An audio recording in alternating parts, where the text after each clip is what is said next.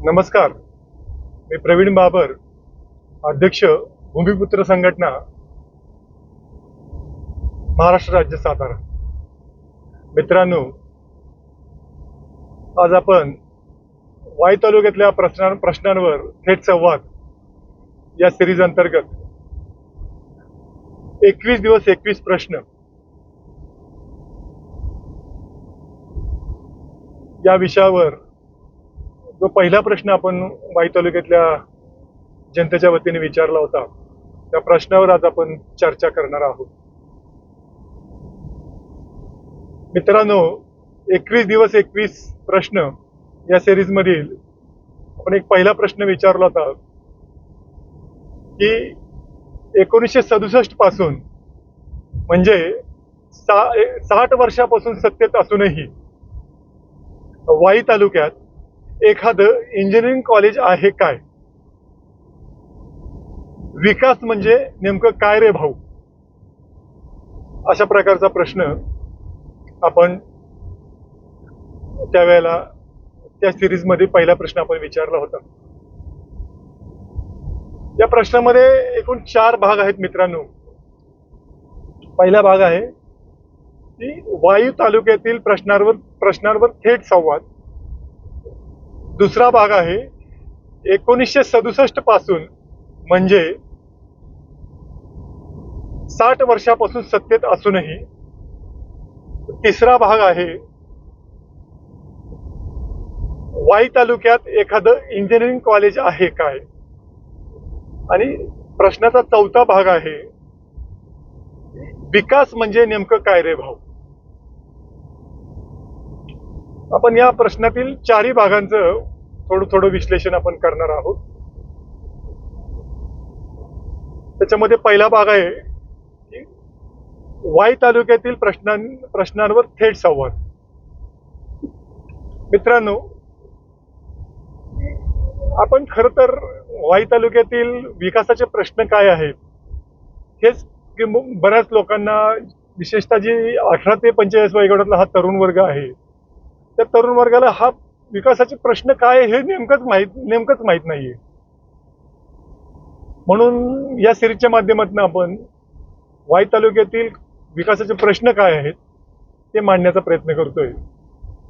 या प्रश्नातला दुसरा भाग असा आहे की 1967 पासून म्हणजे 60 वर्षापासून सत्तेत असूनही.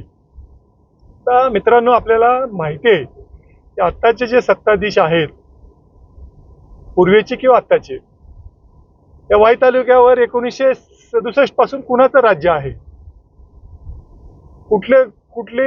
कुठली घराणी ह्या वाई तालुक्यावर सत्तेत आहेत? आणि 1960 पासून म्हणजे 1967 पासून म्हणजे 60 वर्षापासून सत्तेत असतानाही. प्रश्नाचा तिसरा भाग आहे की वाई तालुक्यामध्ये एखादं इंजिनिअरिंग कॉलेज आहे का? मित्रांनो, वाई तालुक्यासारखा एक समृद्ध तालुका की ज्याच्यामध्ये 1960 पासून हे सत्ताधीश मंडळी, 67 पासून हे सत्ताधीश मंडळी सत्तेत आहेत, परंतु वाईमध्ये एखादं इंजिनिअरिंग कॉलेज आहे का? हा माझा तुम्हाला आपल्या वाई तालुक्यातल्या जनतेला प्रश्न आहे. एखादं साधं इंजिनिअरिंग कॉलेज असावं का नसावं? असलं पाहिजे की नसलं पाहिजे? जर इंजिनिअरिंग कॉलेज वाई तालुक्यामध्ये असतं तर काय घडलं असतं, आणि नसल्यामुळे काय घडलं, या दोन्ही प्रश्नाचा आपण उहापोह करणार आहोत. मित्रांनो, एखादं इंजिनिअरिंग कॉलेज जर वाई तालुक्यामध्ये असतं तर आपल्या तालुक्यातल्या मुलांना आज 1967 पासून ते आज 2026 पर्यंत आपल्या तालुक्यातली मुलं इंजिनिअरिंगच्या शिक्षणासाठी सातारा, पुणे, मुंबई, कराड, कोल्हापूर या ठिकाणीच आपल्या तालुक्यातली मुलं शिक्षणासाठी बाहेर जात आहेत.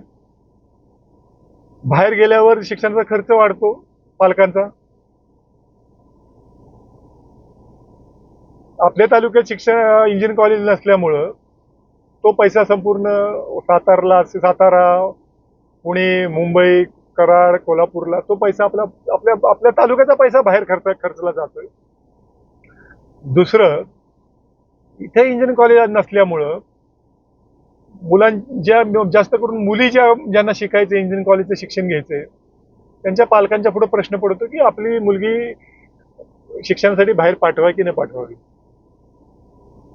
थोडस काळजीयुक्त हा प्रश्न असल्यामुळं बऱ्याचशा मुलींना शिक्षण घ्यायचं इच्छा असूनही त्यांना वाई तालुक्यामध्ये इंजिनिअरिंग कॉलेज नसल्यामुळं त्यांचे पालक साताराला असेल, कराडला असेल, कोल्हापूरला असेल, पुण्याला असेल, मुंबईला पाठवत नाहीत. आणि एक हुशार मुलगी सुद्धा तिची इच्छा असून सुद्धा इंजिनिअरिंग कॉलेजचं शिक्षण घेऊ शकत नाही, कारण या राज्यकर्त्यांनी वाई तालुक्यामध्ये एक साधं इंजिनिअरिंग कॉलेज सुद्धा उभं केलेलं नाही.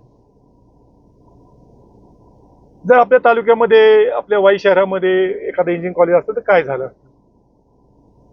तर एका एक इंजिनिअरिंग कॉलेजमुळं अर्थव्यवस्था कशी बदलली असती किंवा बदलते हे जर समजून घेऊया.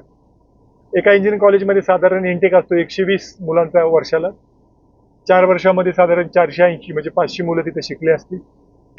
या 500 मुलं तिथं काही मुलं तिथं हॉस्टेलला राहिली असती, काही प्रवासानं त्यांनी तालुक्यामध्ये येऊन जाऊन केलं असतं. हॉस्टेलला राहिली असती तर तिथं आजूबाजूचं ती बाजारपेठ त्या 500 मुलांच्यावर भरली असती. त्यांनी येऊन जाऊन केलं असतं. त्यातल्या निम्म्या मुलांनी तर ती वाहनं असतील, पेट्रोल पंप असतील, त्यांना सगळा बिझनेस मिळाला असता. आणि लोकलमध्ये इंजिनिअरिंग कॉलेज असल्यामुळं मुलांच्या पालकांवर जास्त बर्डन राहिलं नसतं आणि ते अत्यंत शांतपणे अत्यंत कमी विचार करून त्यांनी मुलांना आपल्याला वाईच्या इंजिनिअरिंग कॉलेजला पाठवलं असतं. परंतु हे नसल्यामुळं हे सगळी अर्थव्यवस्था, सगळं गाव वाई तालुक्याचं दळणवळण हे सगळं बंद पडलं आणि मुलांना बाहेर जावं लागलं. दुसरं इंजिनिअरिंग कॉलेज जर इथं वाईमध्ये असतं, ह्या राज्यकर्त्यांनी केलं असतं, तर दुसरा फायदा काय झाला असता की ही मुलं इथंच शिकली असती आणि इथंच वाई तालुक्यातल्या एखाद्या चांगल्या कंपनीमध्ये, एखाद्या मोठ्या कंपनीमध्ये, MIDC मध्ये एखादी मोठी कंपनी असती तर तिथंच ती नोकरीला लागली असती. आज दुर्दैवाने काय झालंय की इंजिनिअरिंग कॉलेज सुद्धा इथं नाहीये. शिक्षणासाठी मुलं आपली बाहेर गेली, सातारला, पुण्याला, मुंबईला, कोल्हापूरला, कराडला गेली आणि ती शिकून ती तिकडेच बाहेर पुण्या, मुंबईला नोकरीला लागली. त्यामुळे नोकरीचा जो पगार पैसा आहे तो सुद्धा सगळा तालुक्याच्या बाहेर गेला, बाहेरच खर्च झाला. त्याच्या शिक्षणाचा, त्याच्या नोकरीचा आपल्या वाई तालुक्याला काही फायदा झाला नाही. त्यामुळं एक माझा तुम्हाला ह्या सगळ्या सिरीजच्या माध्यमातून 21 प्रश्न ह्या सिरीज मधल्या पहिलाच प्रश्न आहे की वाई तालुक्यामध्ये एखादं इंजिनिअरिंग कॉलेज आहे काय? आणि मग त्यानंतरचा माझा प्रश्नातला एक भाग होता की विकास म्हणजे नेमकं काय रे भाऊ?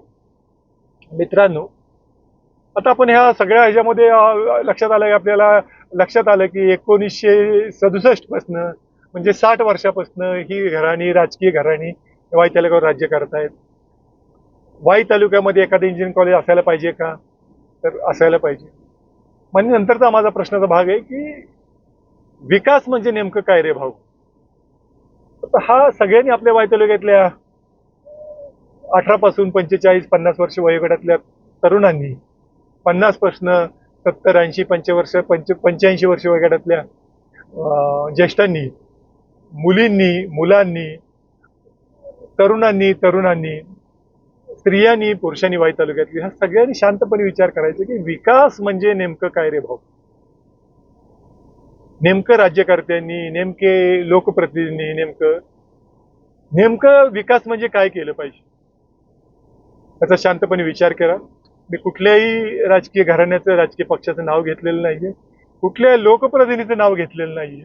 मी व्यक्तिगत कुणावर बोलत नाही. मी तुमच्या डोक्यामध्ये फक्त एक पिल्लू सोडून दिलेलं आहे की वाई तालुक्यामध्ये 1967 पासून कोणती घराणी राज्य करत आहेत आणि होती. वाई तालुक्यामध्ये एखादं इंजिनिअरिंग कॉलेज असायला पाहिजे का नको? आणि विकास म्हणजे नेमकं काय रे भाऊ? या प्रश्नाच्या तिन्ही अंगांवर आपण शांतपणे विचार करा. घरात बसल्यावर आपल्या कुटुंबामध्ये चर्चा करा, पारावर बसल्यावर आपल्या शेजारी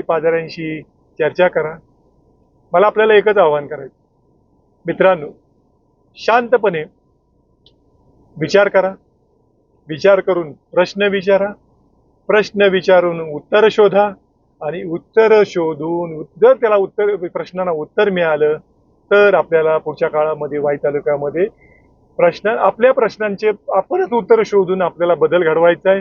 या सगळ्या प्रोसेसमध्ये, या सगळ्या विचारामध्ये आपण भूमिपुत्र संघटनेच्या पाठीशी, प्रवीण बाबरच्या पाठीशी आपण उभं राहावं अशी मी आपल्याला कळकळीची विनंती करतो. आपण मला या सगळ्या गोष्टीसाठी विचार करण्यासाठी आणि विचारासाठी वेळ दिलात याबद्दल मी आपला मनपूर्वक धन्यवाद मानतो. आणि ह्या 21 दिवस 21 प्रश्नातली पहिला प्रश्न जो आपला की वाई तालुक्यामध्ये एखादं इंजिनिअरिंग कॉलेज असलं पाहिजे या प्रश्नासंदर्भामध्ये मी जे काय माझ्या बुद्धीला सुचलं ते आपल्या पुढे मांडलं, ते आपण ऐकून घेतलं. त्याबद्दल पुन्हा एकदा आपल्याला धन्यवाद देतो आणि माझं हे आजचं मनोगत संपवतो. जय हिंद, जय महाराष्ट्र, जय भूमिपुत्र.